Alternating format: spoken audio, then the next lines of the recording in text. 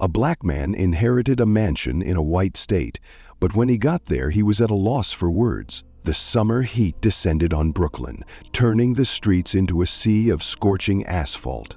The relentless sun beat down from a cloudless sky, and even the rare trees couldn't shelter passers-by from its rays.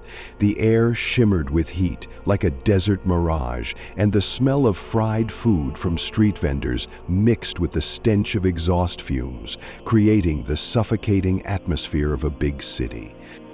Michael Jenkins, a young black man of about 30, stepped out of the supermarket where he had worked for the past 5 years. His tired gaze reflected not just the weariness of the day, but a deeper fatigue from the monotony of life. Today seemed no different from countless other days, yet there was a sense that something was about to happen. To him, the supermarket was a closed world with no way out. The constant noise of customers, the squeaking of carts, the monotonous beeping of the cash register, all of it merged into an unending hum. His co-workers spoke to him superficially, limiting themselves to polite phrases, and sometimes allowed themselves sarcastic remarks in his direction. He ignored them, but deep down, they left a mark. Leaving the store, Michael felt the hot air hit him like a wall. He adjusted the strap of his bag on his shoulder and walked toward the subway station. Cars sped by, their horns merging into a cacophony of sound. On the corner, a group of musicians played jazz, trying to lift the mood of passers-by, but most hurried past without noticing. Walking by shop windows, he saw his reflection, in plain clothes, dull eyes, slightly disheveled hair. "Is that really me?" he thought. Once he had dreams and ambitions, but life in the big city had pulled him into endless routine. The road home felt endless. The stairs of his old building creaked underfoot, echoing throughout the floors. The neighbors had long grown used to these sounds and paid no attention. On the 4th floor, he paused to catch his breath. Someone had scrawled graffiti on the wall in bright colors, "Dreams come true." Michael gave a bitter smile. Not in this world. When he reached his floor, he noticed that the mailbox door was ajar. Rarely did anyone write to him. Usually it was just bills and advertisements. But today, a large cream-colored envelope with gold embossing stuck out of the box. Carefully, he pulled it out, feeling a strange sense of excitement. The inscription read, "Hall and Partners Law Firm." "What could this be?" he whispered, examining the envelope from all sides. Entering his apartment, he went straight to the kitchen, tossing his bag onto a chair. The room greeted him with familiar silence. The old wallpaper was peeling from the walls, and the clock on the wall ticked, counting down the seconds of his life. He poured himself a glass of water, trying to calm down, and sat at the table. With nervous anticipation, he tore open the envelope. Inside was an official document printed on heavy paper. His eyes scanned the lines quickly, but the meaning of the words didn't immediately register. "Dear Mrs. Jenkins, we are writing to inform you with the utmost respect that you are the sole heir to the estate of the late Walter Pierce. According to the will, you are granted ownership of a mansion and a parcel of land in the state of Alabama." Michael read the letter several times, unable to believe his eyes. Walter Pierce? But I don't know anyone by that name," he said aloud, trying to remember. He stood up and began pacing the room, clutching the letter in his hands. Thoughts raced through his head. Could this be a mistake? Or some kind of joke? But everything looked too official. He glanced at the contact information for the lawyer, James Hall. Should I call him right now? Michael wondered, but decided to leave it until morning. He walked to the window and looked out onto the street. The sunset painted the sky crimson, and the city was slowly sinking into twilight. Far below, people hurried about their business, unaware of his turmoil. Stories of distant relatives suddenly appearing with news of inheritances came to mind, but this felt so unreal. Michael had never considered himself a lucky man. He returned to the table and read the letter again, searching for clues. On the back of the page, he noticed a small handwritten note. Your uncle always wanted to find you." His heart skipped a beat. "Uncle?" he whispered. "But I didn't have an uncle. Or did I?" His memories of family were vague. His parents rarely talked about their relatives, and after their deaths, he was left completely alone. Maybe this Walter Pierce was a brother of his father or mother, someone he had never known? Michael felt hope start to blossom inside him. Perhaps now he had a chance to learn more about his family, about his past, but at the same time, many questions arose. Why hadn't his uncle tried to find him sooner? Why leave him an inheritance now? He spent the rest of the evening deep in thought. A comedy was playing on the television, but he paid no attention. Thoughts and assumptions swirled in his head. He pulled out the old family album that had been gathering dust on the shelf and began flipping through the pages. The photographs showed his parents, young and happy, but there wasn't a single picture of Walter Pierce. Finally, exhaustion took over. Michael decided to try to sleep, though he knew it wouldn't be easy. He carefully folded the letter and placed it on the nightstand next to his bed. Lying in the dark, he listened to the sounds of the city, distant sirens, the hum of cars, the voices of passers-by. "I'll figure everything out tomorrow," he whispered, closing his eyes. But sleep wouldn't come. Images of the unknown uncle, the old mansion in Alabama, and the new life that might await him swirled in his mind. The packed suitcase stood by the door, a silent reminder of the journey ahead. On Michael's phone were saved notes and reminders. James Hall's contact information, the address of the mansion in Alabama, bus schedules, and details for nearby hotels and taxis. He tried to prepare for everything, but the feeling of unease wouldn't leave him. Michael sat on the edge of his bed in his modest apartment, holding a bus ticket in his hands. This ticket would take him halfway across the country into the unknown. He had never been this far from Brooklyn. All his trips had been limited to rare visits to New Jersey or beach outings to Coney Island with friends, whom he now barely saw. Outside the window, the city bustled as usual, but the familiar sounds seemed distant and strange to him now. The sirens of ambulances, the rumble of passing cars, the voices of people on the street. All of it merged into a monotonous hum. Michael stood up from the bed and walked to the window. Through the grimy glass, he could see a lively street where people hurried about their lives, oblivious to his worries. He wondered what awaited him. The South, a place he knew only from books and movies, appeared to him as mysterious and perhaps dangerous. There, amidst pastoral landscapes and old towns, he would search for answers about his family and perhaps about himself. The bus station was crowded with people, all eager to leave the city or return home. Michael stood in line to board, holding his passport and ticket. Around him was the typical chaos. Children cried, parents tried to calm them, elderly couples chatted quietly, and young people listened to music through headphones. The feeling of unreality grew stronger with every minute. Next, the voice of the attendant pulled him back to reality. "Here, please," Michael handed over his ticket, trying to appear confident. "C22, go ahead," the attendant nodded, returning his document. Inside the bus, Michael chose a seat by the window, hoping the changing scenery outside would distract him from his nervous thoughts. No one sat next to him, and he sighed with relief. The bus started moving, slowly pulling out of the city, and Michael felt his heart beat faster. The urban landscapes gradually gave way to suburban houses with manicured lawns, then to industrial plants, and further out to vast fields and forests. The sky seemed to widen and the air became clearer. Michael watched the life he had never known flash past outside the window. The passengers on the bus came from different walks of life: businessmen in suits, families with children, students with backpacks. Yet all of them seemed absorbed in their own thoughts and worries. At one stop, an elderly woman with a basket sat down next to him. "Hello, young man," she said politely. "Hello," Michael replied with a smile. "Are you traveling far?" "To Alabama." "Oh, that's quite far.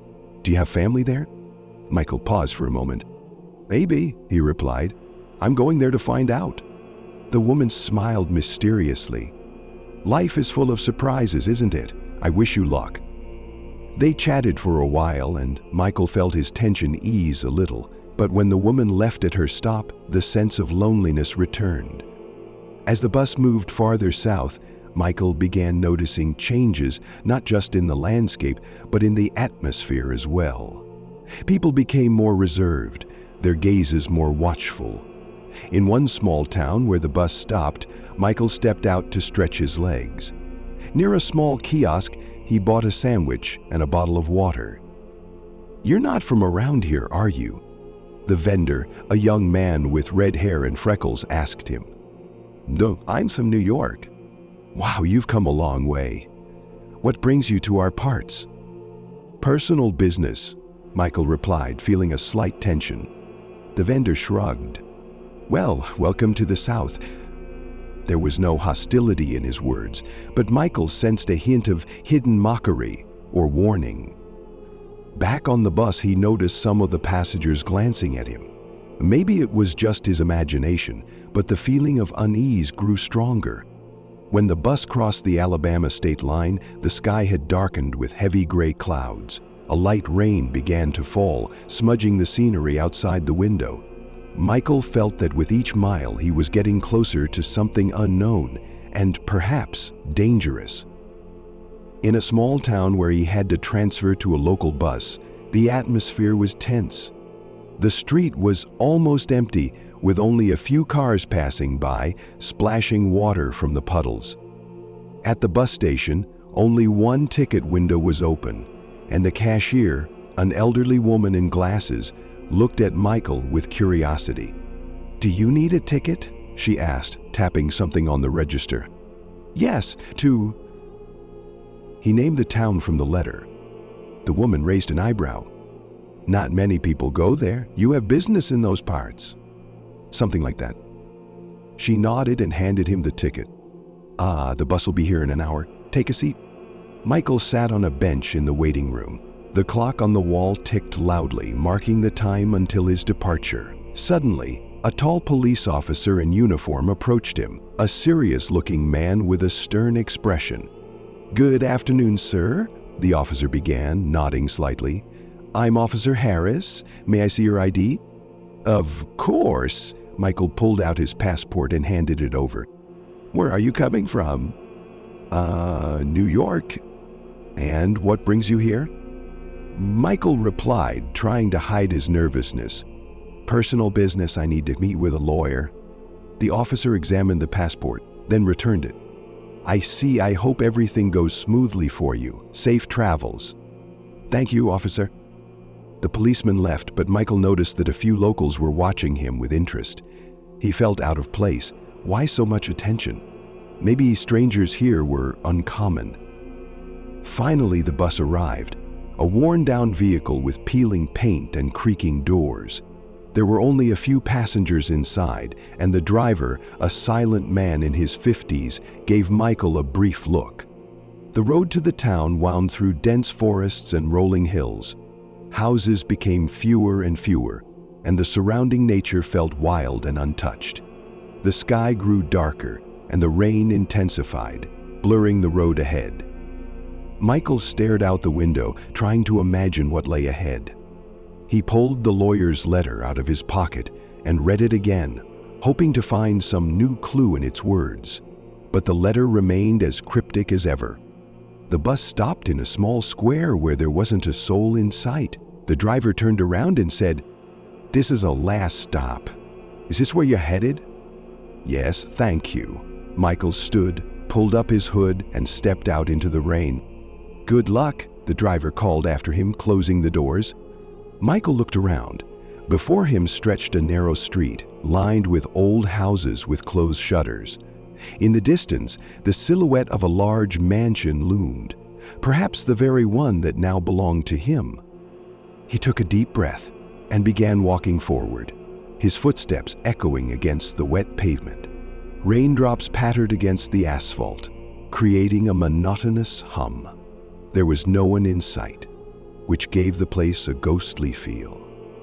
As he approached the mansion, Michael noticed how grand it looked despite its neglected state. The old stone walls were covered in ivy, the massive oak doors stood imposing, and the enormous stained glass windows seemed to watch him like silent eyes. At the gate, a man in a formal suit holding an umbrella greeted him.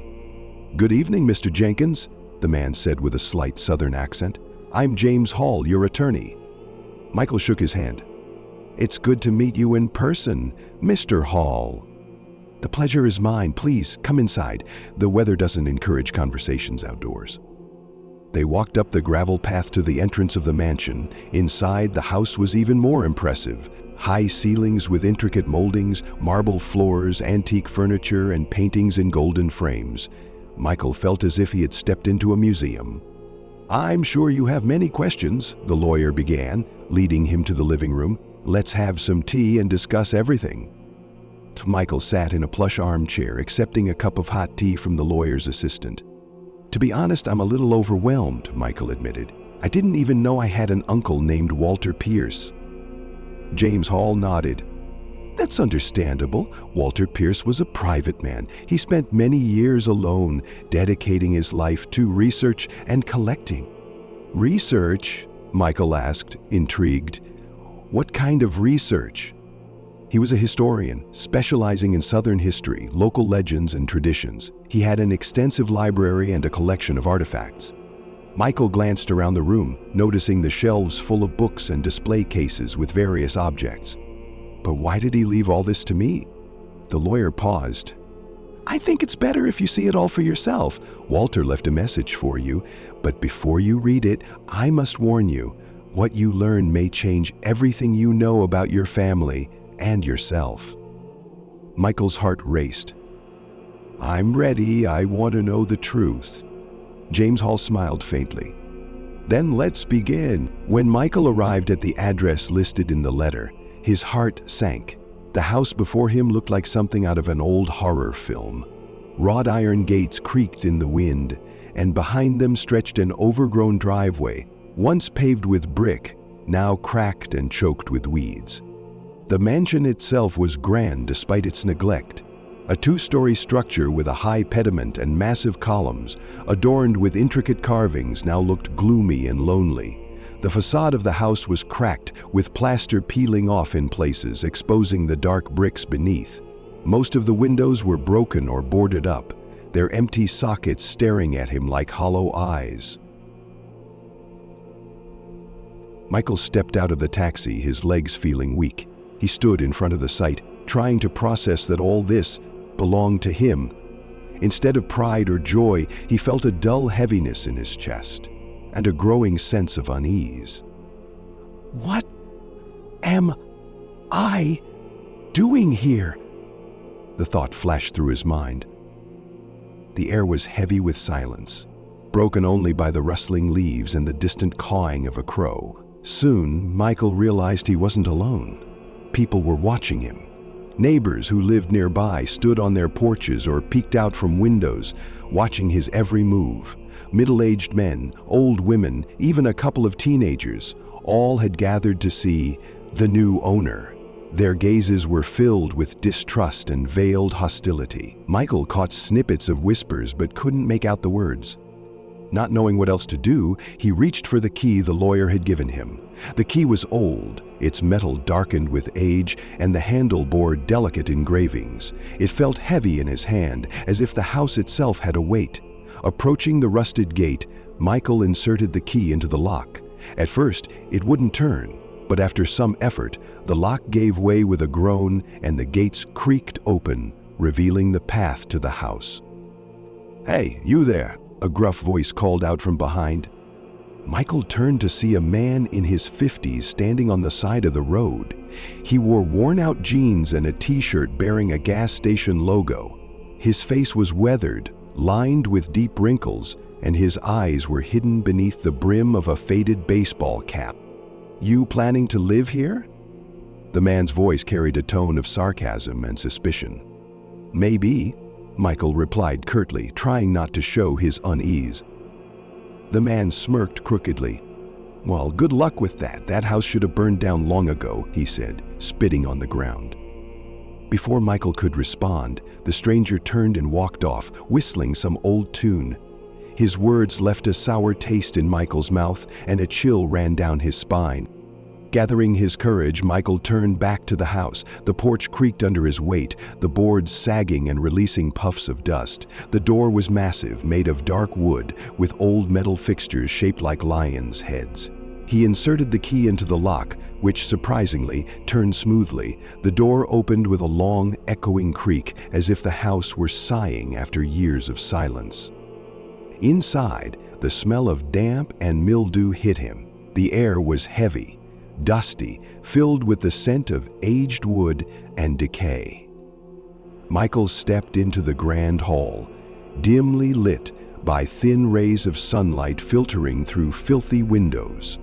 The furniture was covered in thick layers of dust and cobwebs, as though time had stood still. He walked cautiously across the hall, his footsteps echoing in the silence. Faded portraits hung on the walls, heavy curtains fell to the floor, and a grand staircase loomed in the center, leading to the second floor. The house felt enormous, yet it seemed to close in on him. Michael began exploring room by room. In the living room, a large fireplace dominated the space, long since cold and empty. Above it hung a mirror so dusty that his reflection was barely visible. Antique furniture filled the room, once luxurious but now ghostly under its veil of neglect. In the corner of the house he found an office. The door was slightly ajar and Michael carefully peeked inside. The study looked as though the owner had just stepped out and would return any minute. A massive oak desk sat in the center of the room, darkened by time. On the desk lay a stack of yellowed newspapers, an ink pen, and an open notebook with delicate handwriting. Shelves lined the walls, filled with books whose titles were difficult to make out in the dim light. Above the desk hung a portrait of a man in an old-fashioned suit. His face was serious, etched with deep lines around his forehead and eyes. His dark gaze seemed to pierce straight through Michael. For a moment, it felt as though the eyes in the portrait were following his every move. "Walter Pierce?" Michael whispered, looking up at the painting. A strange sense of connection, mixed with unease, stirred inside him. Who was this man, and what tied them together? Suddenly, Michael felt a cold draft sweep through the room, flickering the light of a faint candle on the desk. Unease gripped him, and he hurriedly left the study, shutting the door behind him. Back in the main hall, he tried to gather his thoughts. "It's just the stress and exhaustion," he told himself. But the feeling that the house held secrets refused to leave him. Needing fresh air, Michael stepped back onto the porch. The sun had begun to set, casting shades of pink and orange across the sky. The wind rustled through the trees, creating whispers that sounded almost like voices. He looked around and noticed the neighbors were still watching him. Some stood on their lawns, while others peered out from behind curtains. Suddenly, a black car pulled up to the house. A tall man in a perfectly tailored suit stepped out, unfazed by the weather. His appearance was impeccable, a clean-shaven face, neatly combed dark hair, and cold gray eyes. Approaching Michael, he extended his hand. "It's a pleasure to finally meet you, Mr. Jenkins," he said with a slight smile. His voice was soft, carrying a subtle southern drawl. "I'm James Hall, your attorney." Michael shook his hand, feeling the man's firm grip. "Good to meet you in person, Mr. Hall. Thank you for coming." "It's my duty," Hall replied, his gaze briefly sweeping over the house before returning to Michael. "How do you find your new property?" Michael hesitated for a moment. "To be honest, it's not quite what I expected. The house needs a lot of work." Hall smiled faintly. "Yes, it's an old building, but it has its own history and charm. With the right care, it could become something remarkable." Michael decided to address the main question on his mind. "Mr. Hall, I need to understand. Why did Walter Pierce leave this house to me? I never knew him. I didn't even know I had an uncle." The lawyer paused, as if choosing his words carefully. In his will, Walter declared you as his closest living relative, Mr. Jenkins. He had no direct heirs. Walter was a reclusive man who preferred solitude. Perhaps he wanted someone of his bloodline to inherit his legacy. But why me? Why not someone from the town who knew him better? Michael pressed. Hall met his gaze, his expression unreadable. I'm afraid I don't have a more specific answer. Walter didn't leave any explanation, but perhaps you'll find the answers here, in this house. Michael sensed the lawyer was holding something back. There was an air of mystery about him, a professional mask hiding deeper knowledge. Are you planning to stay here? Hall asked, shifting the conversation. Michael looked at the mansion again. Abandoned, mysterious, it filled him with mixed emotions. Yet something deep inside told him he had to stay, to uncover the truth and the secrets the house held. Yes, I'll stay, he said firmly. Hall nodded, a faint smile playing on his lips. Then I wish you luck, Mr. Jenkins. You'll need it in these parts. His words carried a subtle warning. Michael watched as the car disappeared down the road. The evening sky darkened, and the first stars began to appear on the horizon. With a sense of uncertainty and quiet dread, Michael returned to the house and shut the door behind him. Inside, all was silent except for the occasional creak of old floorboards as the wind whispered through cracks in the walls. Michael decided to go upstairs and find a room where he could spend the night. The staircase groaned under his weight, echoing through the empty house. The second floor held several bedrooms, each furnished with grand old beds and antique furniture. Choosing a room with a window overlooking the garden, Michael unpacked his things and sat on the edge of the bed. He pulled out an old photograph of his parents, the only reminder he had of his family. Who are you, Walter Pierce? Why am I here? He wondered. Outside, night birds called and an owl hooted in the distance. The house sank into darkness, and Michael felt exhaustion take hold. He lay down on the bed, listening to the sounds of the night, and soon drifted into an uneasy sleep. But even in sleep, he found no peace. Strange images haunted him, shadows moving in the hallways, whispers of unfamiliar voices, and Walter Pierce's cold gaze piercing into his soul. Michael woke up in the middle of the night, drenched in sweat, his heart pounding. It's just a dream, he whispered, trying to calm himself. But the feeling that the house held secrets and that something was watching him remained. He realized that ahead of him lay a difficult path, full of mysteries and perhaps dangers. Lying in the dark, Michael made a firm decision. He would uncover all the secrets of this house and find out why fate had brought him here. Michael didn't sleep well the first night in the house. Lying on the creaky old couch in the living room, he listened intently to every sound. The house seemed alive, floorboards creaking under some unknown weight, rustling behind the shabby walls, as if someone were moving invisibly through the corridors. The wind blew through the broken windows, making the illusion of ghosts. The occasional rattle of branches against the broken glass reminded him that nature was raging outside, but inside the house, he felt trapped. Every time Michael drifted into slumber, he was visited by strange, disturbing images, shadows moving in the periphery of his vision, hands reaching for him from the darkness, whispers merging into an incomprehensible, threatening humor. In one of the dreams, he heard a voice calling his name, long and cold, making him wake up in a cold sweat. When he opened his eyes, he saw the moonlight coming through the cracks in the shutters and realized that a long and restless sleep lay ahead of him. He struggled to get up from the couch in the morning, his whole body aching. The sunlight was streaming into the house, making it look a little more cozy, but the shabby walls and dusty furniture were a reminder of its long neglect. Michael decided that the first order of business was to clean up the house at least minimally, to make it livable. He made a list of the tools and materials he needed: boards to repair the windows, nails, a hammer, brushes, and paint for the walls. After a light breakfast of the canned goods he had brought with him, Michael headed for the center of town. On the way, he noticed some of the locals casting suspicious glances at him.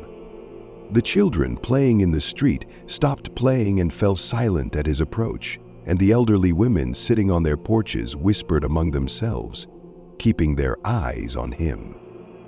The hardware store was a small, old-fashioned building with a wide porch decorated with faded flower pots. The sign above the entrance was cracked, and the words "Henry's Home Improvement" were barely legible. Inside, it smelled of wood, paint, and old paper. The clerk, an older man with sagging cheeks, bushy gray eyebrows, and a fixed gaze, stood behind the counter reading the local newspaper. When he heard the bell above the door, he looked up slowly and studied Michael. "Good afternoon," Michael said, trying to sound friendly. "What can I do for you?" the salesman replied dryly, making no attempt to move closer. Michael walked between the racks, gathering the items he needed: a hammer, nails, some boards for repairing windows, brushes, and a can of white paint. As he made his way to the cash register, he stacked his purchases neatly on the counter. The salesman slowly began punching out the merchandise, watching Michael closely. "These windows have been broken for days," he said, pointing to the boards. "Do you think it's worth fixing them?" Michael sensed a hidden meaning in his words, but tried not to show excitement. "Yeah, I wanna get the house in order. Start small." The salesman hummed, measuring out the change. "Good luck then, Mr. Jenkins. You're gonna need it." Michael raised his eyebrows. "Do you know my name?" News travels fast in a small town. Everyone knows you're Walter Pierce's heir. On his way out of the store, Michael heard two local men standing near the tool rack, whispering something as he passed. He caught individual words: crook, Pearsons, trouble. The feeling of unease was growing, but he tried to convince himself that it was just suspicion of the stranger. On his way home, Michael noticed that he was being followed. Two old cars drove slowly down the street, keeping up with his route. He quickened his pace, feeling the cold sweat beading on his forehead. His heart was beating fast. The cars turned in a different direction when he was almost to the gate of his lot, but the feeling that he was being watched never left him. As he entered the house, he felt his fear change to irritation. "I have nothing to fear," he thought, looking at the shabby walls. This house was his, and he was going to protect what was now rightfully his. He decided to tackle the repairs right now to take his mind off the unpleasant thoughts. Michael worked hard all day. He boarded up the broken windows to keep out the wind and unwanted guests, cleaned the walls of dust and cobwebs, and ventilated the rooms. Every little thing gave him a sense of control over the situation. But the evening brought the unexpected. As the sun was setting, coloring the sky purple, Michael heard a loud sound like the cracking of broken glass. His heart jumped in his chest. He dropped his tools and ran out onto the porch. The front window, which he had just covered with boards, was shattered again. There were pieces of glass and wood on the grass, and a brick with a note tied to it. Michael cautiously reached over and picked up the brick. When he unfolded the paper, he saw large, jagged letters written in black paint: "Get out while you can." He looked around, hoping to see the culprit, but the street was empty. Only the shadows from the trees danced in the breeze, and the light of the street lamps shone through the dense foliage. A shiver ran through his body. Fear and rage fought within him. Who did this? Why do they want to scare me? Michael tore off the note and clenched it in his fist. He decided he wasn't going to let himself be intimidated, much less leave. If they think they can kick me out, they're wrong, he decided firmly. The next day, the problems only intensified. Michael was awakened in the early morning by a loud knock on his door. When he opened it, he saw an older man with a stern face and shrewd blue eyes. The man was wearing worn jeans and a worn cowboy hat. He held a thick wooden cane in his hands. "Good morning," Michael began, trying to smile. "It may be a good morning, but not for you, boy," the man replied coldly. "I'm Charlie Pearson." The name sounded familiar to Michael. "What can I do for you?" Charlie took a step forward, tapping his cane on the ground. "Look, you're a stranger here. This house has been in my family for generations. Walter Pierce had no right to give it to someone like you." Michael clenched his fists, feeling the anger building. "I have all the necessary documents. I am the legal owner of this house." Charlie grinned. "Papers? I don't need papers. Here in our land, things are done differently. You don't know the local laws and customs. This house must stay in the Pearson family as it always has. And you're nothing here." His words struck like a whip. Michael felt the resentment and injustice building in his chest, but he took a deep breath, trying to control himself. "I realize this may be hard to accept, but I'm not going to leave. I'm here legally." Charlie looked at him intently. "We'll see how long you last. I suggest you think about your future, kid." With those words, he turned and slowly walked away, leaving Michael on the porch with heavy thoughts. By evening, the situation had worsened. Michael decided to buy a local newspaper to find an ad for repairmen. The small store again gave him a few leering glances, but he tried to ignore them.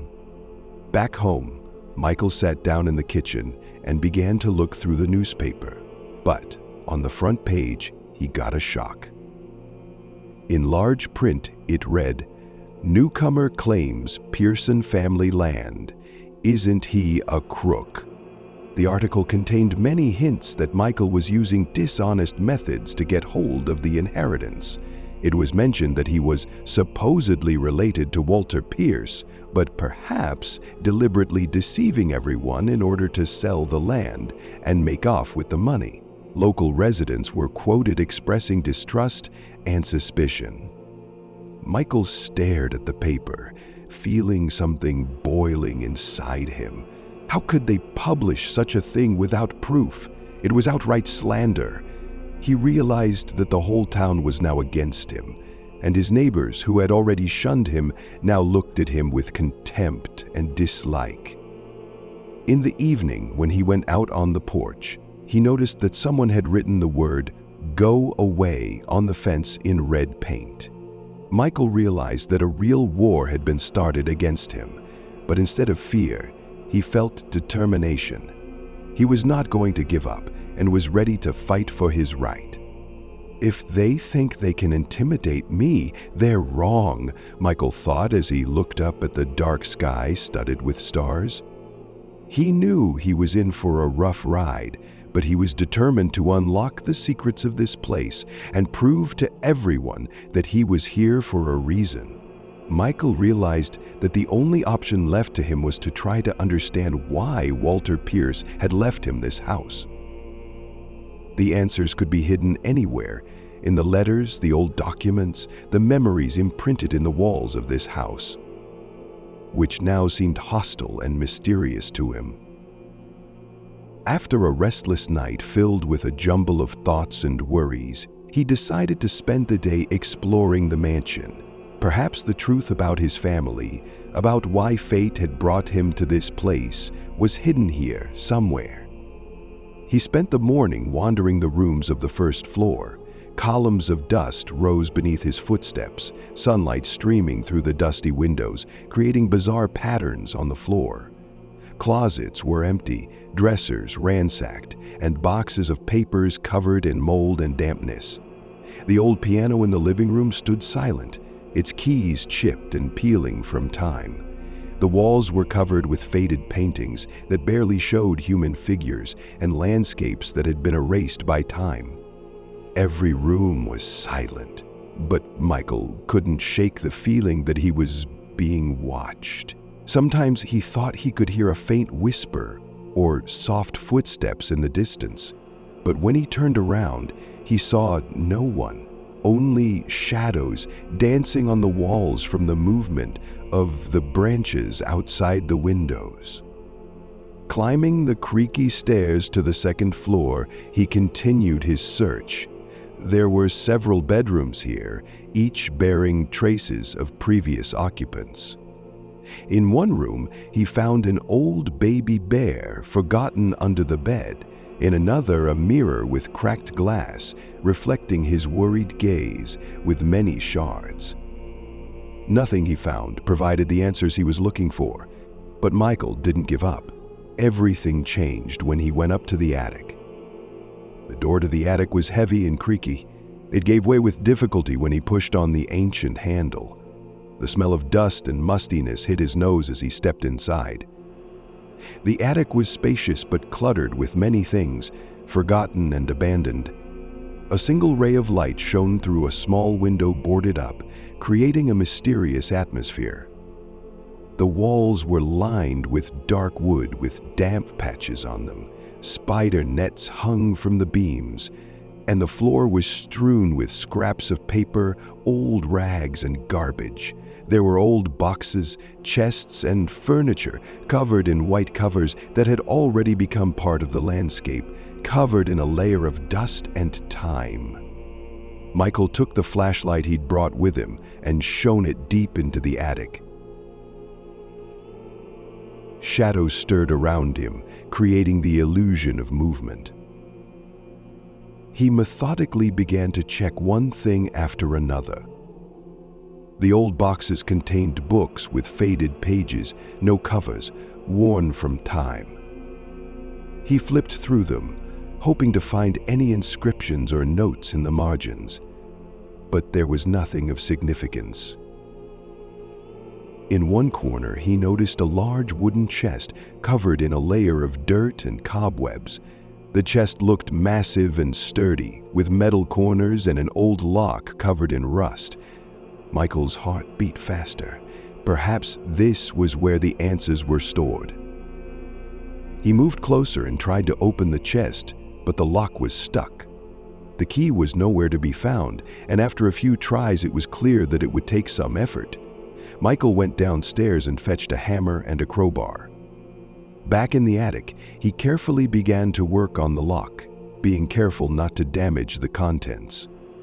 The lock did not yield immediately, but after a few minutes of hard work, it gave way with the sound of grinding metal. The lid of the chest lifted with difficulty, releasing a cloud of dust.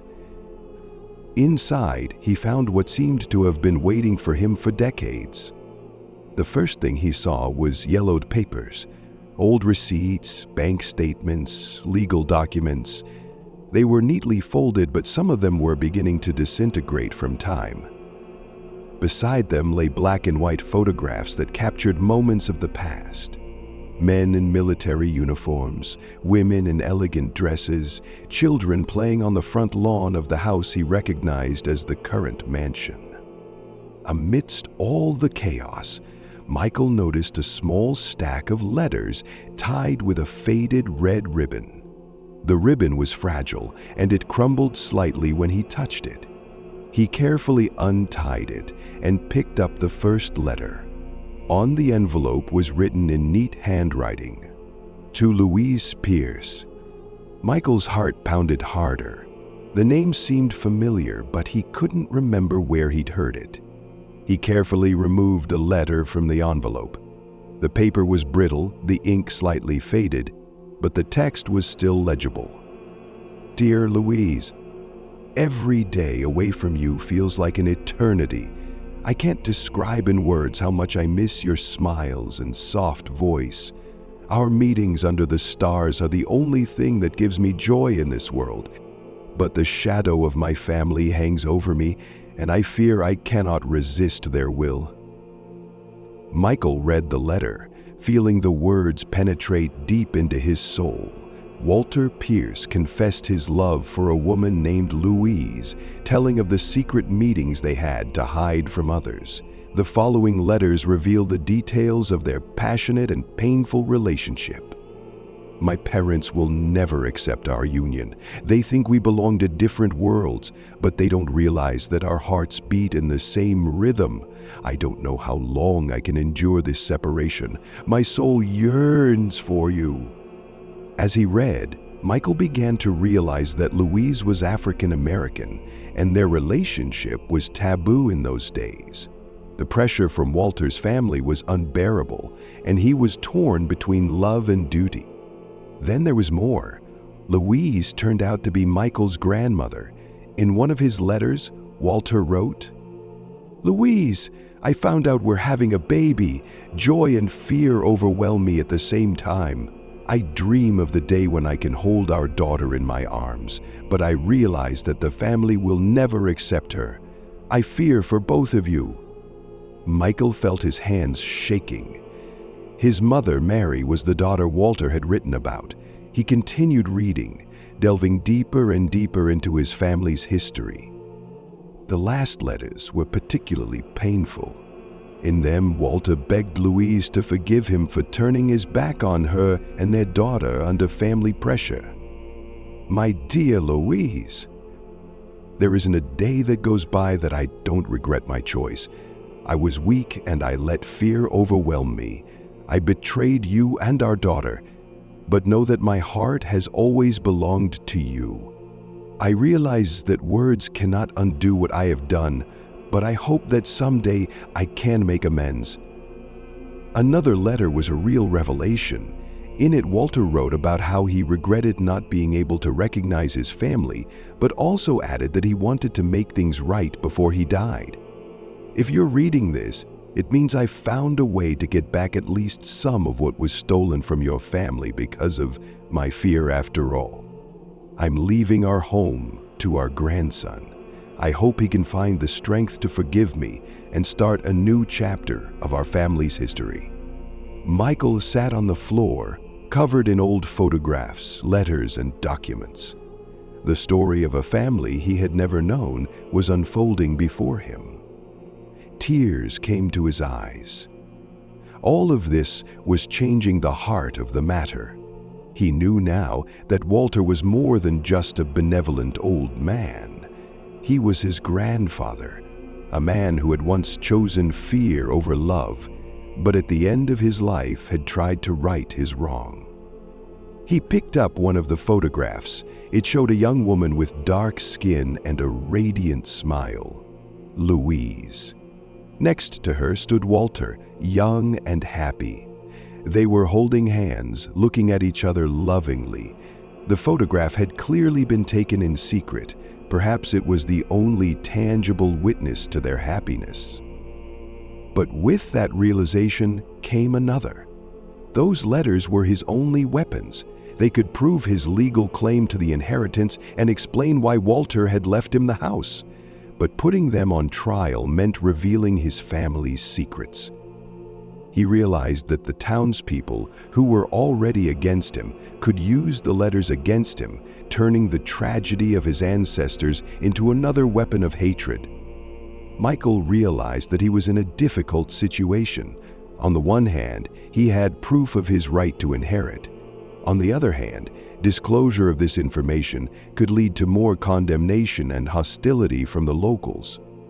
The next day, Michael tried to contact Mr. Hall to discuss the documents he had found. He called several times, but each time was told that the lawyer was unavailable. On the third call, the assistant said that Mr. Hall was away and would not be able to talk until the following week. "But it's an emergency," Michael tried to explain. "I found some important documents and I need to discuss it with him." "I'm sorry, sir," the assistant replied politely but firmly. "Mr. Hall is busy right now and can't take your call. I'll give him your message." Hanging up the phone, Michael felt abandoned. He began to suspect that the lawyer was deliberately avoiding him. Perhaps he was in cahoots with the locals or with the Pearson family. Meanwhile, in town, the rumors continued to grow. When Michael stepped out into the yard, he found the latest issue of the local newspaper on the porch. On the front page was a new article. "Is Michael Jenkins a crook? New facts emerge." The text directly called Michael a fraud, claiming that he had forged documents to seize Walter Pierce's property. He clutched the paper, feeling the rage growing inside. Lies were flying all over the city, and no one was trying to find out the truth. But now he had answers he hadn't had before. That evening, two men drove up to the house in an old van. Michael noticed them from the living room window. They got out of the car and headed toward the entrance, making no secret of their aggression. One of them was young, with a cocky look and a tattoo on his neck. The other was older, with a stern face and a massive build. They were the Pearsons, members of a family that believed the house was theirs by right. Michael stepped out onto the porch, holding Walter's letter in his hands, as if it could protect him. What do you want?" he asked, trying to remain calm. The young man took a step forward. "We know what you found there," he threw, pointing to the house. "Do you think that makes a difference?" "I don't know what you mean," Michael replied, though he knew exactly what they meant. The older man crossed his arms over his chest. "Don't play with us, kid. This house is our property. You have no right to be here." Michael looked them straight in the eye. "I have the deed to this house, and I'm not going to leave." Young Pearson laughed. "Paperwork? You think a piece of paper's going to protect you? You better leave while you still can." "Is that a threat?" Michael asked coolly. The older man stepped closer. "It's a tip. The locals don't like outsiders, especially people like you."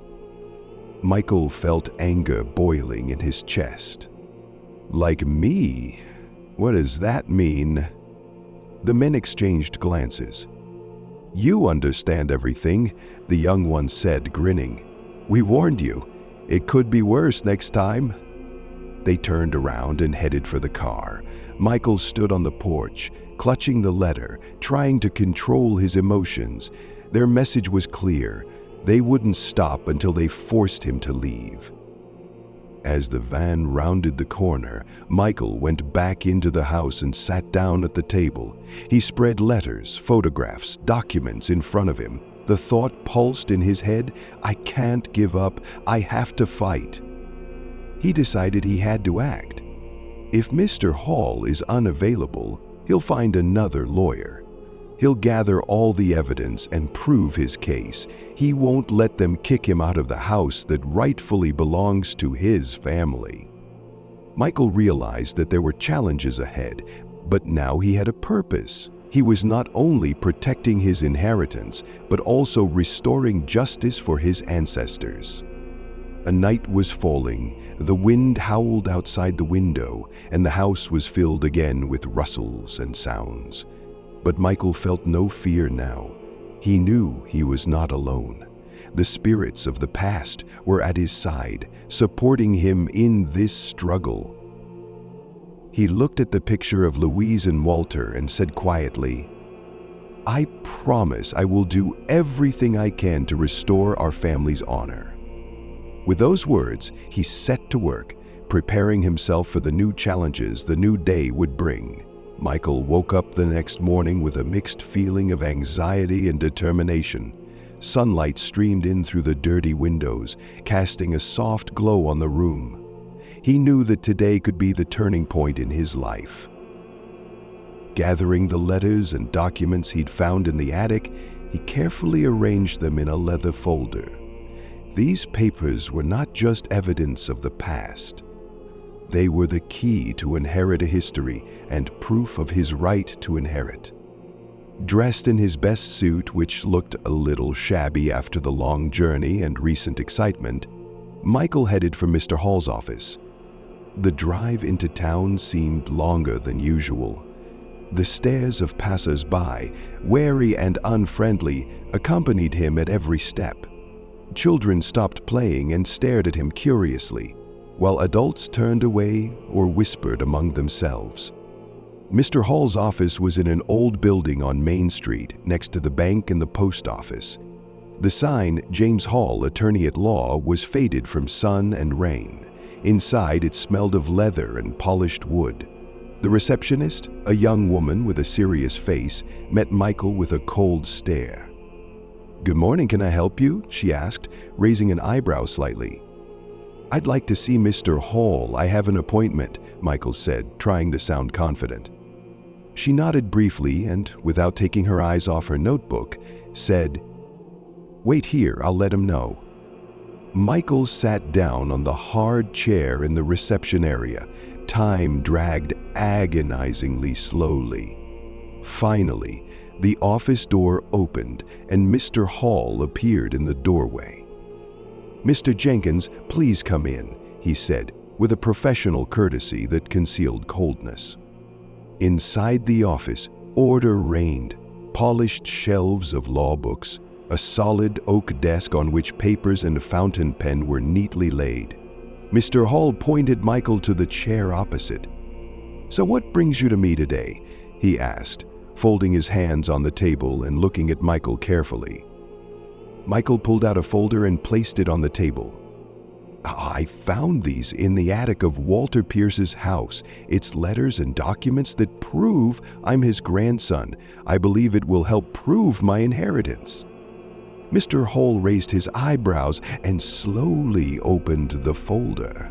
He began flipping through the letters, his eyes skimming over the lines. His face grew more serious with each letter he read. "These are significant documents," he finally said, closing the folder. "But you do realize that if we present them in court, it'll cause an uproar, and not just legally." Michael met his gaze. "I understand the risks, Mr. Hall, but I have no other choice. I'm being persecuted, accused of lying. I must prove my case and protect my family's legacy." The lawyer hesitated, tapping his fingers on the table. "Okay," he finally said, "we will prepare a lawsuit and present these documents in court, but you should know that the process will not be easy. The city is against you, and the Pearsons will not go down without a fight." Michael nodded. "I'm ready for this. I will not let them deprive me of my right to this land and the memory of my ancestors." The trial was scheduled for a week later. The town was buzzing with rumors and gossip. Michael noticed that the atmosphere around him was becoming more and more tense. Some stores refused to serve him. Neighbors turned away when he passed by. Insults directed at him appeared on the walls of buildings. On the day of the trial, Michael arrived at the courthouse early. The tall brick structure with its colonnade looked imposing. On the steps were gathered people, almost a whole town. Their gazes were full of ill will. Michael took a deep breath and walked up the steps, trying to ignore the whispers around him. It was stuffy inside the courtroom. The wooden benches were occupied by locals, many standing in the aisles. In the front row sat the Pearsons, Charlie, his sons, and other relatives. Their faces were cold, their gazes barbed. Michael felt his heart beat faster, but he tried to remain calm. The judge, an elderly man with gray hair and a stern expression, took his seat. He tapped his gavel, calling for silence. "This meeting is called to order. The case of Michael Jenkins versus the Pearson family regarding the ownership of real estate left by Walter Pierce is pending." The Pearsons' lawyer, Mr. Blake, a tall man with sharp facial features and piercing blue eyes, stood up and began his speech. "Your Honor, my client is convinced that Mr. Jenkins is illegally claiming their family's property. Walter Pierce has never mentioned the existence of any heir, and the appearance of Mr. Jenkins raises serious doubts about his sincerity." Mr. Hall rose in response. "Your Honor, we have evidence linking my client to Walter Pierce. That evidence will be presented at trial." The first hours of the meeting were tense. Mr. Blake tried to question Michael's reputation, pointing out that he was completely unfamiliar with local customs and had never interacted with Walter Pierce before. "Mr. Jenkins, you came here from New York," he said, glaring at Michael. "You didn't even know Mr. Pierce. What makes you think you're entitled to his property?" Michael looked at him steadfastly. "'Cause I'm his grandson. I have proof of that." "Oh, really?" Blake stretched out sarcastically. "And where have you been all these years while Mr. Pierce has been living here, alone?" Michael clenched his hands into fists under the table. "I didn't know he existed. My mother never spoke of him. But that doesn't change the fact that we were related." Blake grinned and turned to the audience. "It's funny, isn't it? A man comes out of nowhere and immediately claims ownership. Who can vouch for his word?" Whispers and quiet laughter rippled through the room. Michael felt a lump come to his throat, but he forced himself to keep his composure. The key moment came when Mr. Hall presented Walter Pierce's letters. He carefully removed them from the folder and handed them to the judge. "Your Honor, these letters were found by my client in the attic of Walter Pierce's house. In them, Mr. Pierce confesses his affair with Louise Pierce and mentions his grandson, Michael Jenkins." The judge took the letters, put on his glasses, and began to read. There was a tense silence in the hall. Attorney Pearson jumped up from his seat. "Objection. These letters cannot be admitted into evidence without authentication. Moreover, they may have been forged by Mr. Jenkins himself in an attempt to legitimize his claim." Michael couldn't take it anymore. "These letters are genuine," he exclaimed, standing up. "I'm not going to stand for accusations of lying. You will do anything to conceal the truth." The judge looked at him sternly. "Mr. Jenkins, please maintain order in the courtroom." Michael sat down, trying to calm himself. Mr. Hall put his hand on his shoulder, signaling him to stay calm. "Your Honor, we are prepared to provide expert testimony confirming the authenticity of the letters," Hall said. "In addition, the letters contain details that my client could not have known in advance." The judge nodded. "Sustained. The letters will be treated as physical evidence after examination." At the last hearing, after making all the necessary checks, the judge announced his decision. Based on the evidence presented and the expert testimony of the authenticity of Walter Pierce's letters, the court recognizes Michael Jenkins as the rightful heir. Walter Pierce's will is valid. The house and land passed to Michael Jenkins. There was a tense silence in the hall. Then muffled cries of discontent were heard. Charlie Pearson jumped up from his seat. "It's not fair," he shouted. "This house has always belonged to our family." The judge tapped the gavel again. "Please respect the order. The decision is final. This meeting is adjourned." When Michael walked out of the courthouse, he was met by a hostile crowd. People stood on the steps, blocking his way. Whispers and whispers turned into loud cheers. Some shouted insults, others whispered curses. "Liar! Get out of our town. You are not worthy of this land." Michael tried to walk through the crowd, trying not to meet the angry faces. Suddenly, a bottle flew toward him. He jerked back, and the bottle shattered on the steps, spattering the glass. The policeman on duty at the entrance quickly intervened. "Spread out, let him pass," he ordered, dispersing the crowd. Michael felt someone shove him in the back. His heart was pounding in his chest, his adrenaline running high. Finally, he managed to make his way to his car. He took a deep breath, trying to calm down. On the way home, thoughts whirled through his head. He had won the case, but the price had been too high. Instead of satisfaction, he felt devastated. The city had not accepted him, and now he was an outcast. That evening, sitting on the steps of the old mansion, Michael looked up at the starry sky. A light wind stirred the leaves on the trees, bringing with it the sense of nighttime nature. The house behind him seemed even more empty and lonely. He pondered what to do next. It was dangerous to stay here. The hostility of the inhabitants could turn into something more serious, but leaving meant giving up his ancestral heritage, the history he was just beginning to recognize. His gaze fell on the photograph of Louise and Walter he held in his hands. Their faces were full of hope and love, despite all the difficulties they faced. "What would you do if you were me?" Michael said quietly, turning to them. He felt a cold breeze touch his face, like a gentle touch. "I can't walk away, I have to fight," he decided. Inside the house, the floorboards creaked. Maybe it was just a play of shadow and sound, or maybe the house was reacting to his choice. Michael stood up and headed inside.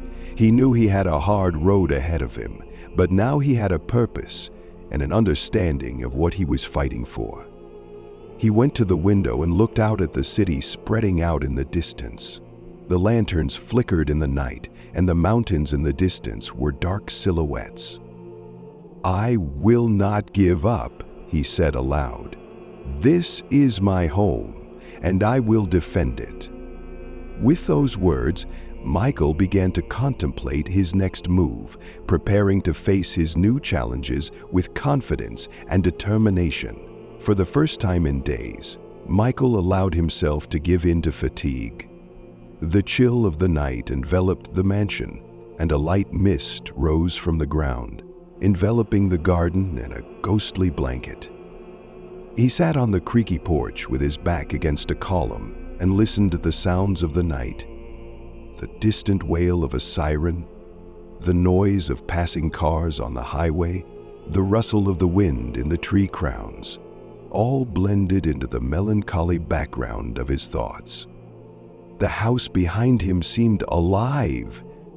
Every crack in the walls, every creak of the floorboards inside reminded him of the place's long history, but instead of a sense of belonging, Michael felt like a prisoner in his own fortress.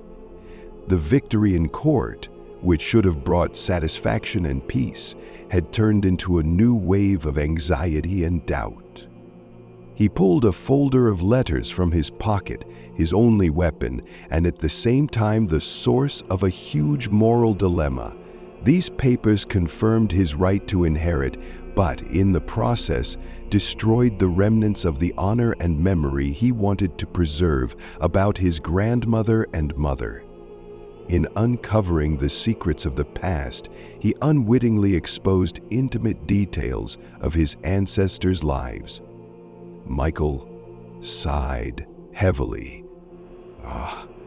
Was it worth it? He thought to himself. His gaze fell on the star-studded night sky. In the distance, he heard a night bird cry, which made him shudder. Every crack of a branch or rustle of leaves made him turn around, straining his hearing.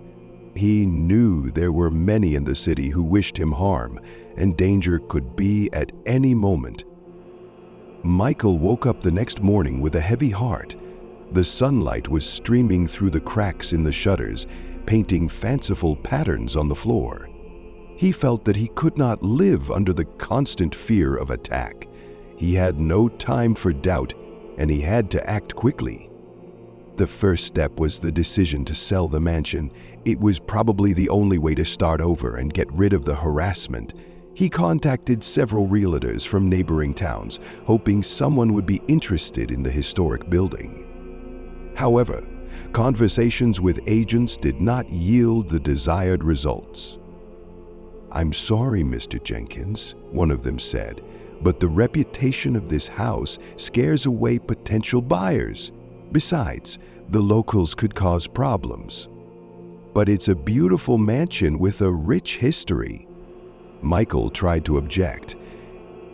The story is too controversial. I would suggest lowering the price or looking for out-of-state buyers. Disappointed, Michael hung up the phone. He realized that the risks were too high and it would be difficult to sell the house officially. The next day, when he returned to the mansion after unsuccessful attempts to contact the realtors, an unexpected visitor was waiting for him. At the gate stood an elderly man with a hard expression, leaning on a cane. He was dressed in an elegant gray suit that reeked of old-school and austere manners. He was Henry Pearson, the patriarch of the Pearson family, who had earlier been the loudest in demanding that Michael's inheritance be invalidated. Michael stopped at the gate, looking at him suspiciously. "What do you want?" he asked, trying to remain calm. Henry looked at him carefully with his steely eyes. "We both know you don't belong here," he began, not even trying to hide his contempt. His voice was cold, each word precise and measured. "But I'm ready to save you the trouble." He held out a white envelope to Michael. "Here's the amount for the house, that's all I can offer." Michael hesitantly took the envelope and opened it. Inside was a check with a sum that was ridiculously small compared to the real value of the land and the mansion. But it was enough money to start a new life, somewhere far away from here. "How are you serious?" Michael asked, trying to hide his indignation. "More than that," Henry smirked slightly. That's a generous offer, considering the circumstances." "Are you trying to bribe me to go away and leave the house to you?" "Don't call it a bribe. I'm offering you a way out. You're young. You have your whole life ahead of you. You don't want to waste it fighting a fight you can't win." Michael felt anger boiling up inside. "You think you can just buy me and get rid of me?" "I know I can." Henry narrowed his eyes. "You've already realized that this town isn't for you. The people here won't change. If you stay, you'll regret it." Michael hesitated, waited. His heart told him one thing, but his mind told him another. He realized that Henry might be right. The fight with the town and the Pearson family could drag on for years and cost him his health and strength. "I'll think about your offer," he replied coldly, handing back the envelope. "Don't take too long to decide. Time is not on your side." With those words, Henry turned and walked slowly toward his car, leaving Michael alone with his thoughts. That night, Michael was back in the attic, surrounded by old letters and photographs. Dust swirled in the air, settling on his hands and face. He looked through everything that might help him figure out what decision to make. Among the papers, he found another letter hidden between the pages of an old album. It was addressed to Louise, but it had never been sent. Walter's handwriting was uneven, as if he'd written it in a hurry or in excitement. "My dear Louise, time is running out, but our situation remains unchanged. I often think of the future, of the day when our family will be able to live openly, without hiding from judgment and hatred. Maybe not now, but one day our grandchild or great-grandchild will be able to see a world where we will be accepted for who we are. I leave this house not just as a symbol of our love, but as a reminder that change is possible. I hope that our descendants can overcome the obstacles that we could not. Love, Walter." Those words struck a nerve with Michael. He felt a connection to the grandfather he had never known. Walter's idealism, his hope for a better future, seemed unattainable under the current circumstances, but Michael realized it was important to him. He sat on the floor of the attic, illuminated by the dim light of the lamp, and pondered his situation. If he gave up now, he would be betraying not only himself, but also the memory of his ancestors. However, the situation was getting worse by the day. The town was becoming more and more hostile. One morning, Michael found that someone had scratched his car door, carving the words, "Get out." The police he approached only shrugged their shoulders. "We'll try to figure it out," the officer said uncertainly, "but maybe you should be more careful." Another time, he noticed a black pickup truck following him, driving slowly down the street. When he quickened his step, the car also picked up speed. The looks of the driver and passengers were angry and threatening. He woke up at night with nightmares of threats and harassment. The shadows outside the windows seemed alive, and every sound made his heart skip a beat. Michael realized that there was no end to the war with this city, and if he stayed, even greater dangers awaited him. Without support and friends, he was vulnerable. In the end, Michael made a decision. It may not have been what he wanted, but it was necessary for his safety. He called Henry Pearson. "I'd like to meet and discuss your proposal," he said in an even voice. "I'm glad to hear that. Let's meet tomorrow at the old tavern on the outskirts of town," Henry replied with obvious satisfaction. The next day, Michael came to the place he had been told to go. The old tavern was a dark and gloomy place, rarely visited by outsiders. Henry was waiting for him at a table in the corner, sipping whiskey from a thick glass. "Have a seat," he invited, pointing to the chair opposite. Michael sat down, holding the deeds to the house in his hands. "I agree to your terms," he said bluntly, placing the papers on the table.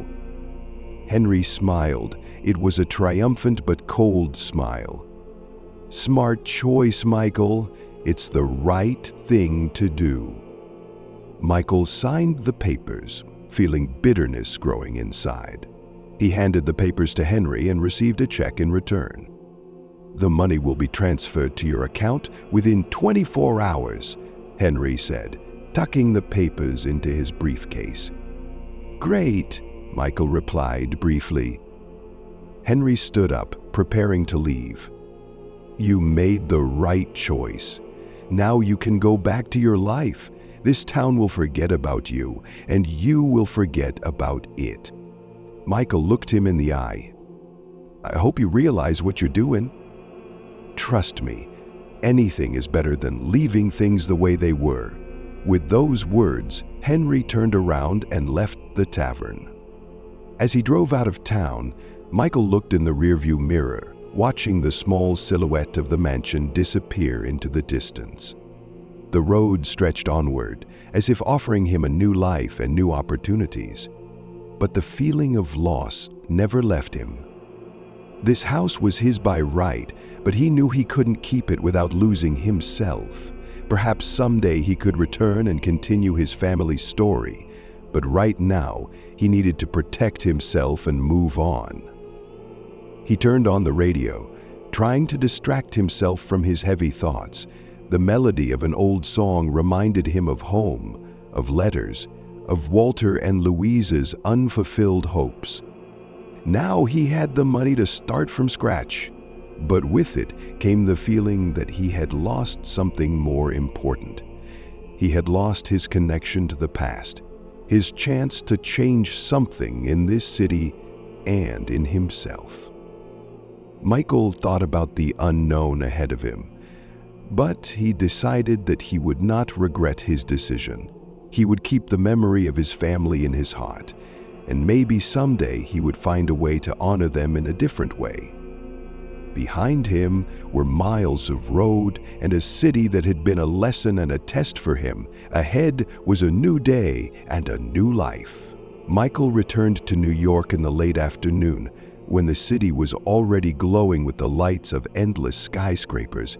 His heart was heavy and his thoughts were confused. He sat on the train, staring out the window at the scenery. But images of Alabama kept popping up in his mind's eye. The old mansion with the peeling paint, the faces of the hostile residents, the letters from Walter Pierce. It seemed as if the whole experience had been a dream, but the wound in my soul reminded me of the reality of the experience. When the train arrived at the Pennsylvania station, Michael took his small luggage and stepped onto the noisy platform. A crowd of people were hurrying about their business, and he stood in the midst of this chaos, feeling like a stranger in his own town. Although selling the house in Alabama had brought him money, it didn't feel like a victory. Rather, it was a retreat, judgmental glances and angry shouts chasing him away. The cab took him to Brooklyn, where his modest apartment was located. As he climbed the creaky stairs of the old brick building, Michael felt like he was back in the familiar world, but something about it had changed forever.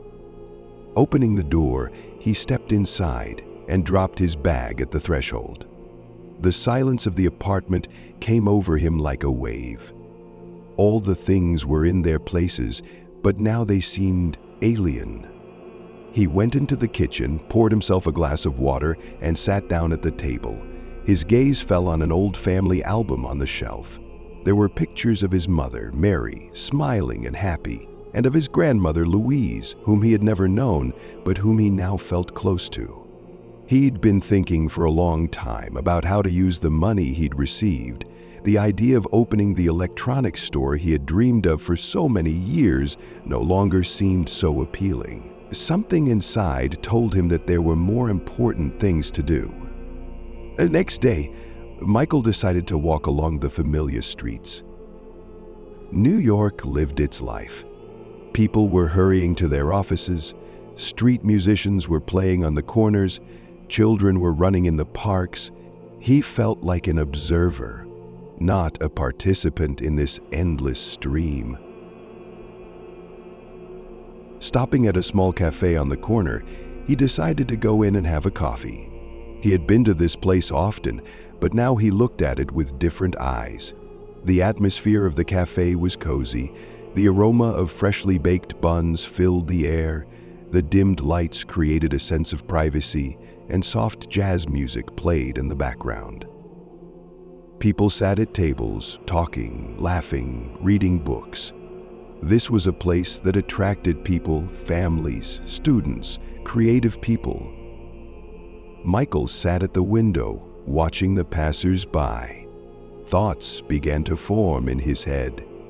He suddenly realized that this was the kind of space he wanted to create. A place where people could feel warm and cozy, where they could share stories and find inspiration.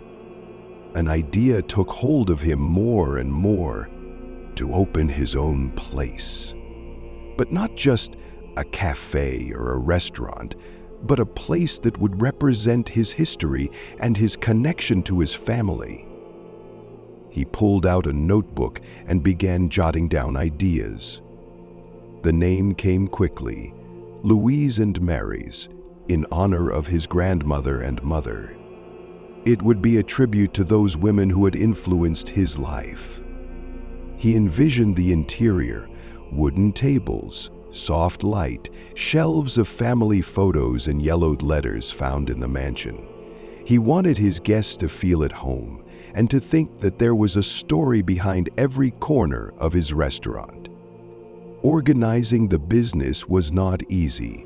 Michael had never been in the restaurant business before. He started by looking for a suitable location. After traveling to many places, he finally came across an old building in Brooklyn. It was a former book publishing house with high ceilings and large windows that let in a lot of light. He decided to keep the interior simple but warm.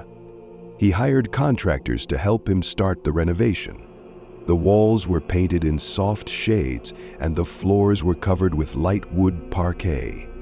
He paid special attention to details: vintage lamps, antique clocks, cozy armchairs by the fireplace. Michael spent most of his time decorating the walls. He hung pictures of Grandmother Louise and Mother Mary, letters from Walter Pierce.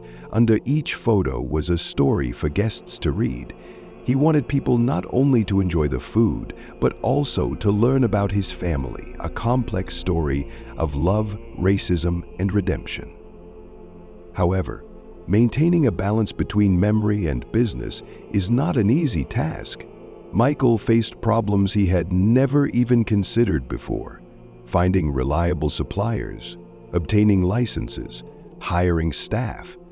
He spent long hours in offices, filling out endless forms and applications. Sometimes the bureaucracy seemed like an insurmountable wall. "Don't give up," encouraged his old friend Alex, an experienced chef who had agreed to help launch the restaurant. "Any start is difficult, but you do it with heart, and people will feel it." Michael appreciated this support. He felt overwhelmed, but he didn't give up. He was driven by the goal of preserving his family's memory and sharing it with the world. Finally, after 6 months of hard work, the restaurant was ready to open. On opening day, Michael was more nervous than ever. He stood in front of the doors of Louise and Mary's, watching the first customers gather. His heart was beating so hard that it seemed his heartbeat could be heard all around him. Friends, neighbors, random passers-by, they all went inside with curiosity. There was a warm atmosphere in the room. Candles were burning on the tables and appetizing aromas wafted from the kitchen. People were admiring the decor, looking at the photos and letters on the walls. Michael walked between tables, talking about the history of the restaurant and his family. People listened to him, nodding, sometimes asking questions. "You know, this place is special," one of the visitors, a gray-haired man with wise eyes, told him. "It's like a little time capsule. I can feel the soul in here." Michael smiled, feeling warmth spill over his chest. "Ah, thank you. I hope it will not only be a place for food, but also for reflection. I would like people to learn my family's history and perhaps find something in it for themselves." In the evening, when the guests had dispersed, Michael sat at the bar, enjoying the silence. Alex approached him with a glass of wine. "You did it," he said, raising his glass. "Congratulations." "Thank you for everything." Michael raised his glass in return. "I couldn't have done it without you. There's still a lot of work ahead, but it's a start." Despite the fact that the restaurant had quickly become popular among the locals, Michael couldn't shake the feeling that something was missing. Business was going well, but deep inside he still felt like a winner who had lost a crucial battle. Sometimes he awoke in the middle of the night, remembering his last night in Alabama. The image of the old mansion hidden in the shadows of the trees, and Walter's voice from the letters came to mind. It seemed to him that he could have done more, stayed, fought, protected his family's legacy. One evening after the restaurant closed, Michael decided to revisit Walter Pierce's letters. He sat down at one of the tables with a cup of tea and began to read. The lines, long familiar, touched his heart again. Among them, he found one he had not noticed before.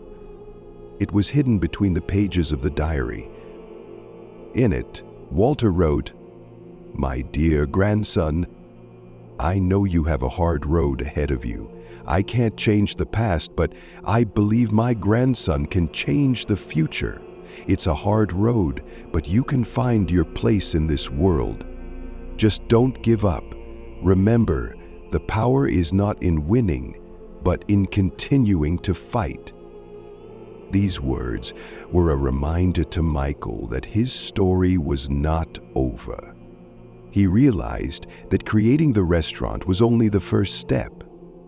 He realized that creating the restaurant was only the first step. In the days that followed, Michael began looking for ways to do more for the community and his family. he decided to organize an exhibit at the restaurant about the history of African Americans in Alabama to tell the story of the struggle for rights and equality.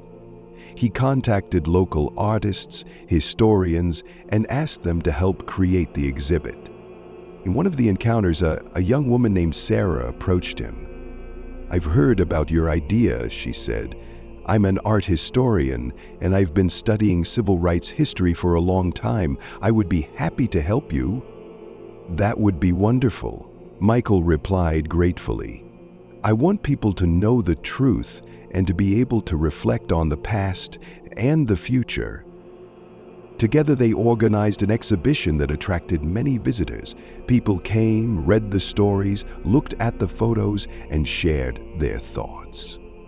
"Thank you for this," said one of the visitors, an elderly woman with gray hair. "It is important for all of us." Michael felt like he was finally starting to do something that really mattered. A few months have passed.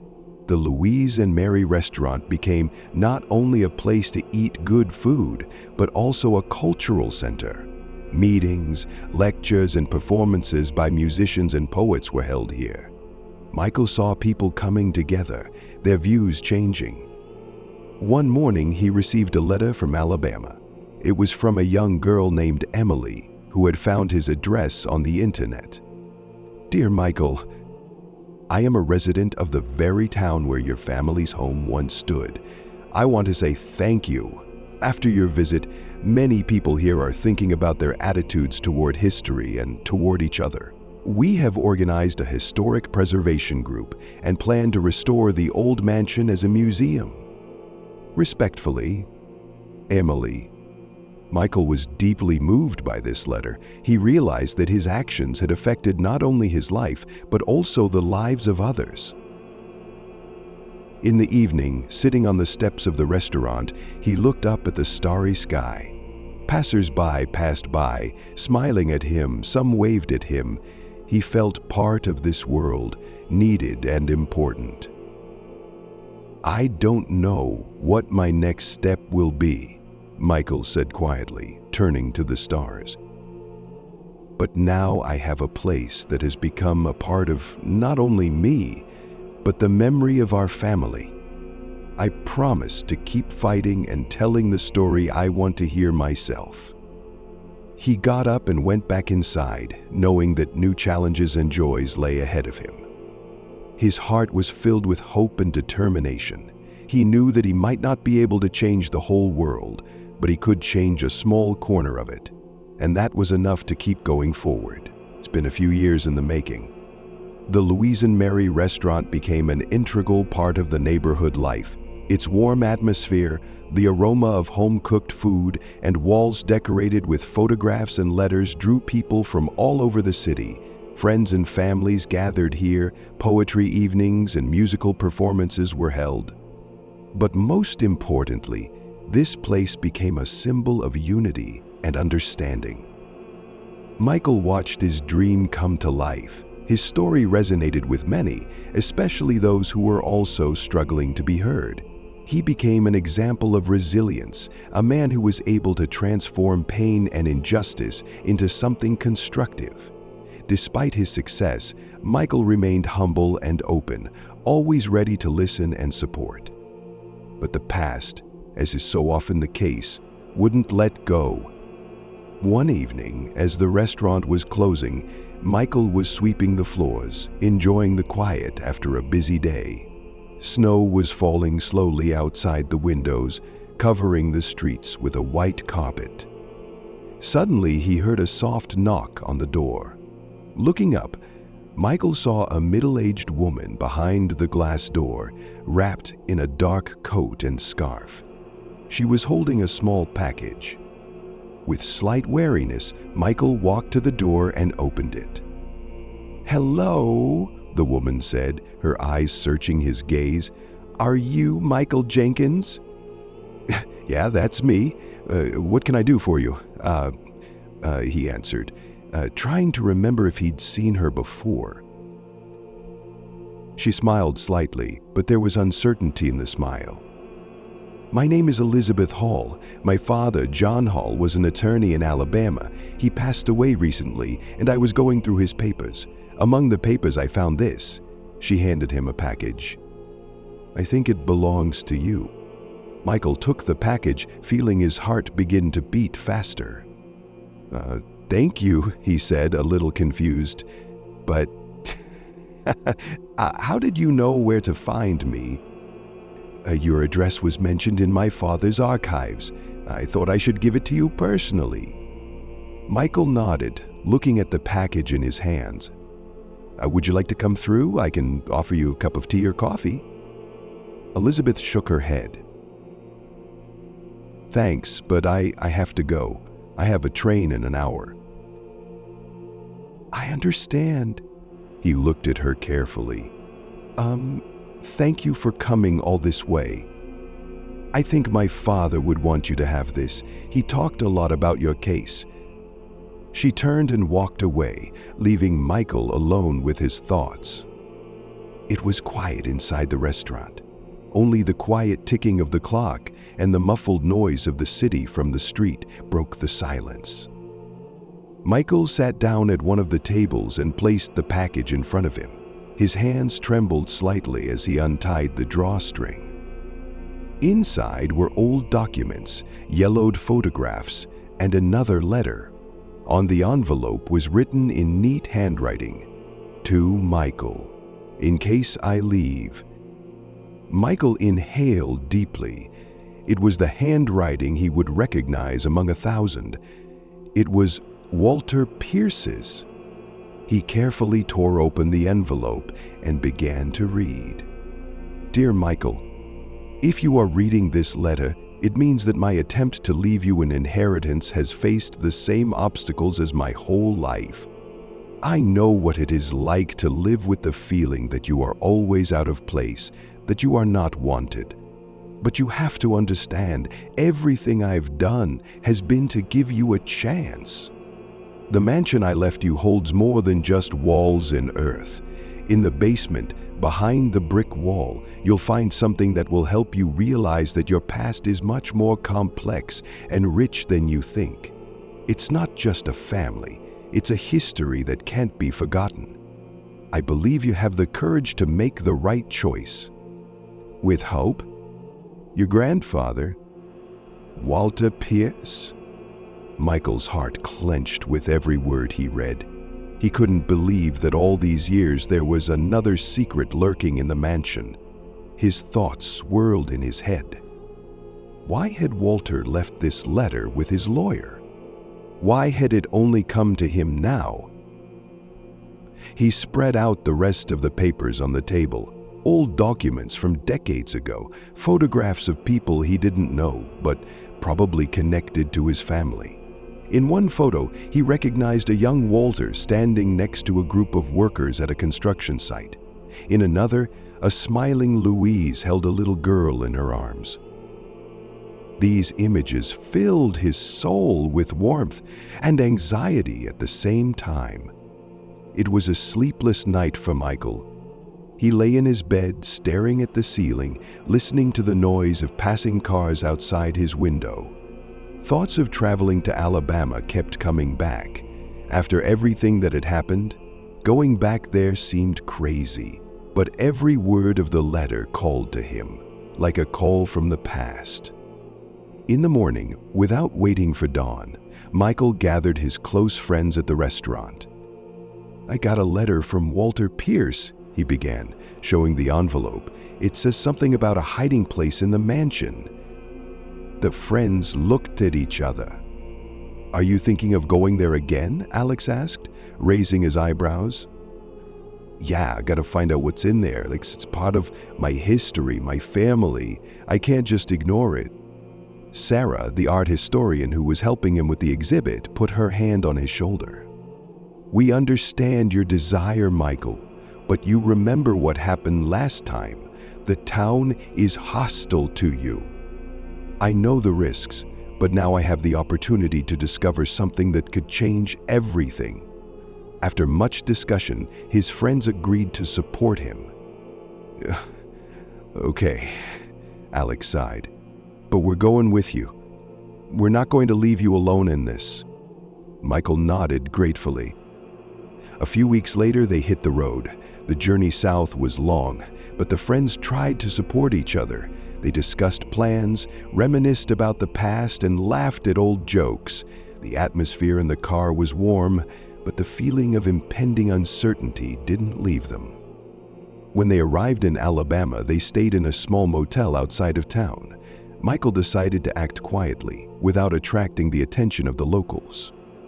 He was able to find a new attorney, Mr. Harper, who agreed to help him gain access to the property. "I've heard about your story, Mr. Jenkins," Harper said in his office. "I'm willing to help you, but I warn you, old prejudices are still strong here." "I understand the risks," Michael replied, "but I have to do this."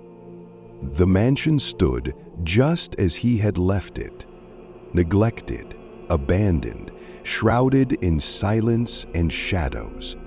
The tall trees that framed the house seemed like guards, hiding it from view.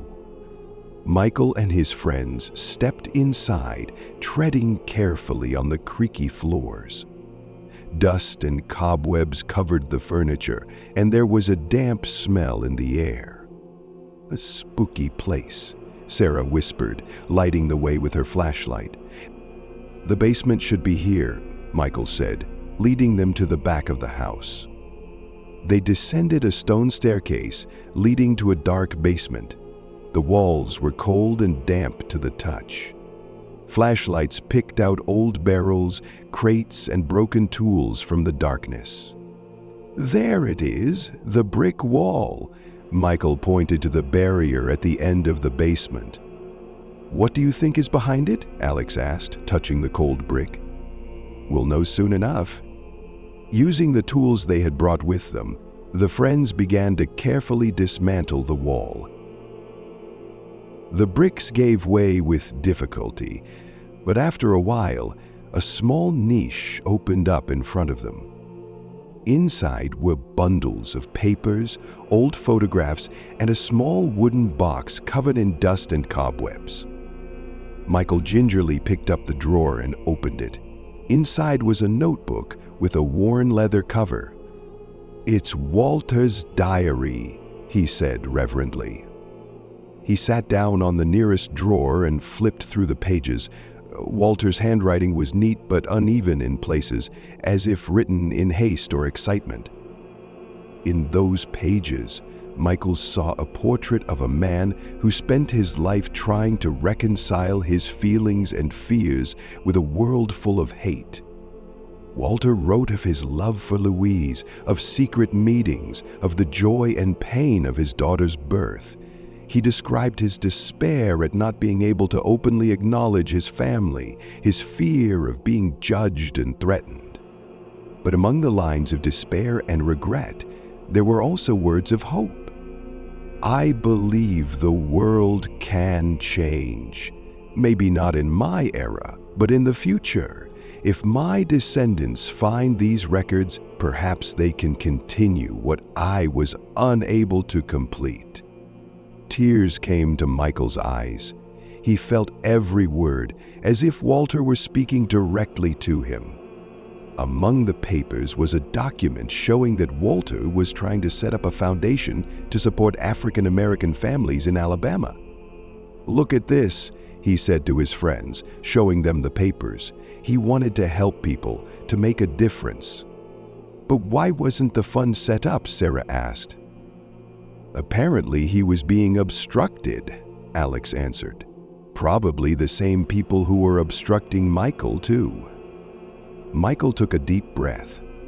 "I must continue his work. This is my path."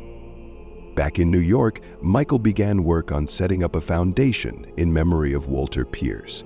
He realized that this was not an easy path, but now he had proof and the support of friends. He organized a meeting at Louisa Mary's to which he invited local businessmen, community leaders, and anyone else who was willing to help. "I want to tell you the story of my grandfather, Walter Pierce," Michael began, standing in front of the crowd. He was a man who dreamed of a world without hate and prejudice. He began working to establish a foundation to support those who face injustice. I want to continue his work. His words resonated. People came up to him, offering help, sharing their stories. The foundation began by helping families, organizing educational programs, and supporting young talent. Michael felt that he had finally found his way. The past was no longer a shadow, but a source of strength and inspiration. One evening, sitting in a restaurant after another foundation event, Michael looked at a picture of Walter and Louise. "Oh, thank you, Grandpa," he said softly. "Your dreams live on." Outside the window, the city glowed with lights, and Michael knew there was more work ahead of him. But now he wasn't alone. He had friends, associates, and a story that would lead him forward. It had been several months since Michael had returned to New York. Despite all the hardships he had endured, his life was gradually getting better. The Louise and Mary restaurant continued to thrive, attracting both regulars and new guests, attracted by the unique atmosphere and history of the place. Michael often found himself sitting by the window in the quiet after the restaurant closed, looking out over the busy streets of Brooklyn. He reflected on the path he had traveled, the decisions that had brought him here, and the legacy he wanted to leave behind. Although the feeling of emptiness that had enveloped him in the first few days after opening the restaurant was slowly fading away, he realized that his work was not yet complete. Something important still remained unspoken. Discovering new pages of his grandfather's history was a new stage for him. The documents found in the basement of the mansion were not just an important find, but a guiding star. Walter Pierce had left behind dreams and plans that Michael felt compelled to realize. He realized that in order to complete what he had started, he needed to create more than just a restaurant. He had to honor the memory of the people who had endured so much for him and future generations. One morning, sitting at a table in his restaurant with a cup of strong coffee, Michael immersed himself in the study of his grandfather's documents. The old papers, yellowed with time, exuded the smell of history. The foundation Walter had written about was the basis for a new endeavor. The idea of helping those who faced injustice resonated deeply in Michael's heart. He decided to name the organization Pierce Legacy and focus on supporting youth in Alabama and other states where people still faced discrimination and social barriers. It was a step toward healing, both for himself and in his family's memory. "It's not an easy task," Alex told him as Michael shared his plans. "It takes a lot of resources and effort to set up a foundation."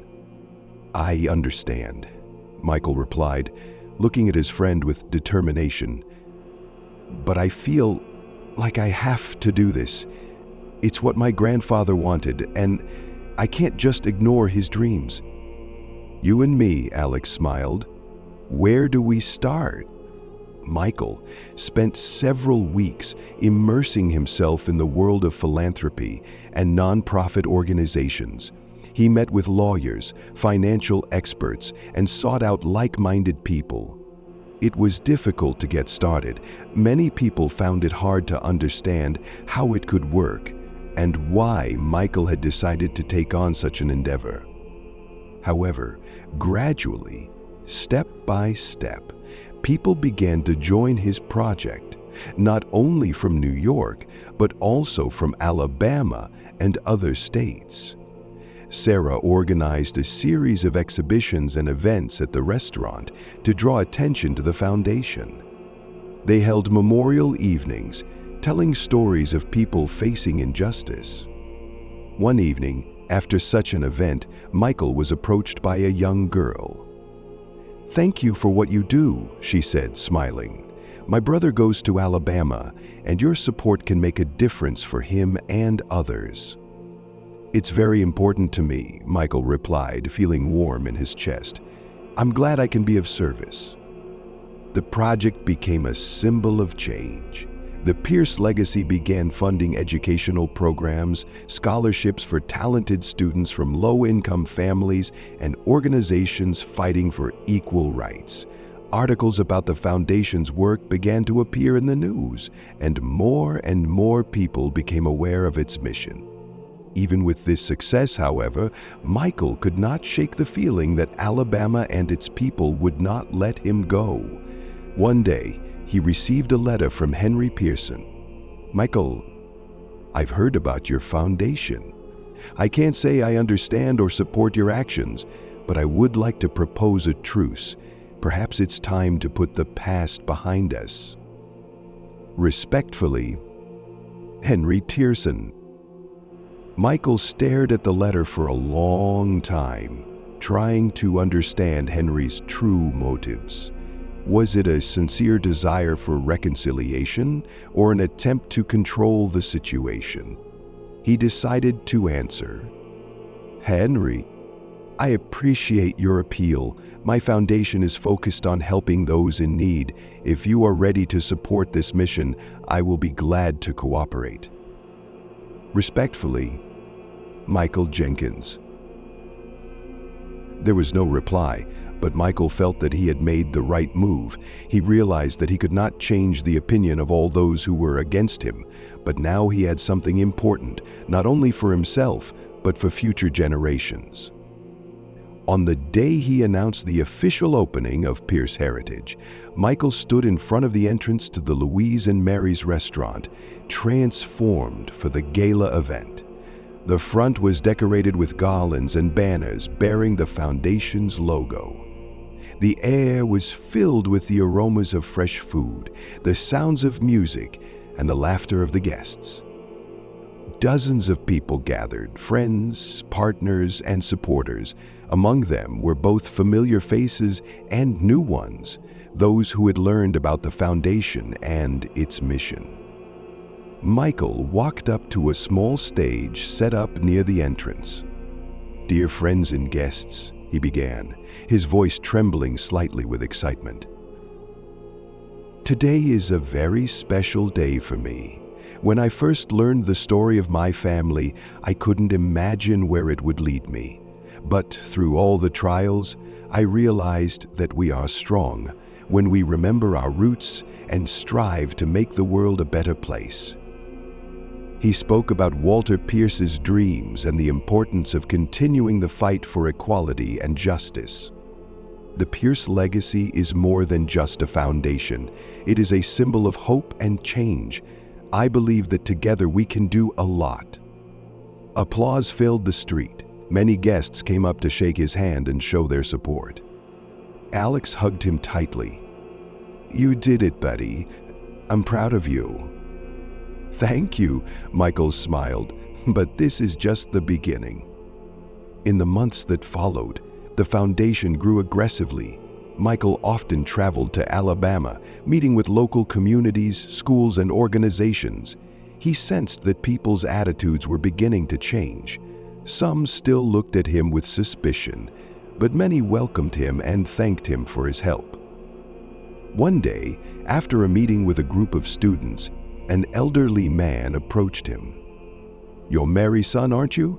he asked, looking Michael straight in the eye. "Yes," Michael replied, surprised by the question.